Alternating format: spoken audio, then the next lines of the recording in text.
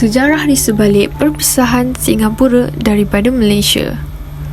Malaysia dan Singapura adalah dua buah negara yang sebenarnya berasal daripada satu rumpun yang sama. Namun, disebabkan perbezaan ideologi politik, kedua-duanya terpaksa berpisah sejak 53 tahun yang lalu. Hari ini, kedua Malaysia dan Singapura menjadi antara dua buah negara yang paling digerungi di Asia Tenggara dan menjadi contoh kepada kebanyakan negara-negara jiran. Sejarah pembentukan Malaysia. Pada 16 September 1963, sebuah negara yang dinamakan Malaysia telah dibentuk, terdiri daripada 14 buah negeri termasuklah Singapura. Pernyataan ini membolehkan Singapura untuk akhirnya bebas daripada cengkaman koloni British. Tanpa sebarang sumber asli, Singapura melihat gabungan dengan Malaysia sebagai langkah kritikal bagi memastikan kesinambungan wilayahnya untuk berkembang maju. Namun begitu, seorang ahli politik berpengaruh di Singapura pada ketika itu, Lee Kuan Yew, percaya bahawa gabungan ini akan menghasilkan perdagangan yang lebih bebas dan luas buat wilayah tersebut. Tambahan pula, ia dapat memberikan negeri kepulauan itu pasaran yang lebih luas untuk produk dan servis mereka. Penggabungan tersebut juga akan menguatkan lagi perlindungan keselamatan dan ketenteraan Singapura, khususnya dalam pertempuran melawan komunis.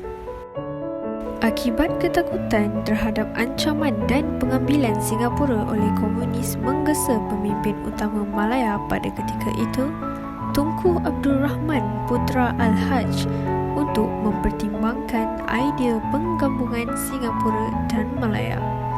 Walaupun terdapat cabaran terhadap keseimbangan kaum dan entiti gabungan tersebut, Singapura mempunyai majoriti kaum Cina, manakala Malaya mempunyai majoriti kaum Melayu. Perpisahan Singapura daripada Malaysia.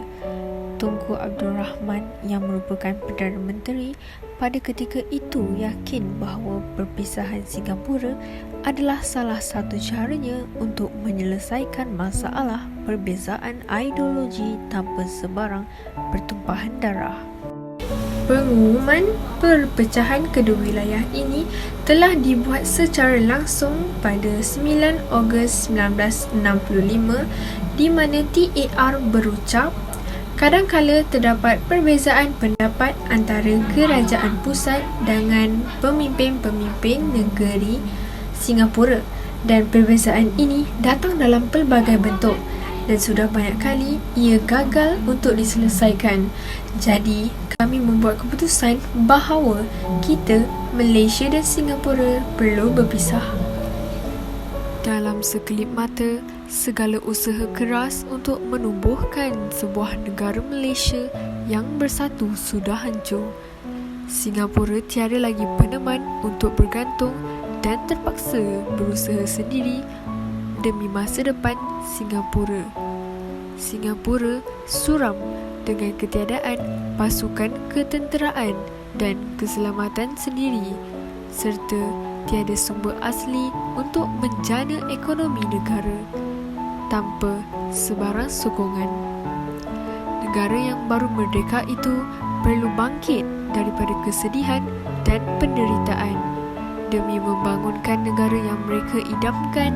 Pemimpin generasi pertama Singapura tidak mempunyai banyak masa untuk berehat kerana mereka perlu mewujudkan peluang pekerjaan, membangunkan penempatan untuk rakyat dan memberikan pendidikan kepada populasi yang semakin berkembang. Secara kesimpulannya, Malaysia dan Singapura adalah daripada sebuah rumpun yang sama. Namun, jika dilihat hari ini, Singapura lebih jauh maju berkembang dari segi ekonomi, sedangkan mereka tidak mempunyai sumber asli seperti Malaysia. Untuk mencapai kejayaan seperti itu, para pemimpin negara harus menguruskan sumber yang ada dengan bijak dan rakyat juga perlu memainkan peranan dalam membangunkan Malaysia. Jika bukan kita, siapa lagi yang harus membinanya? Malaysia. Sekian daripada saya, anak didik daripada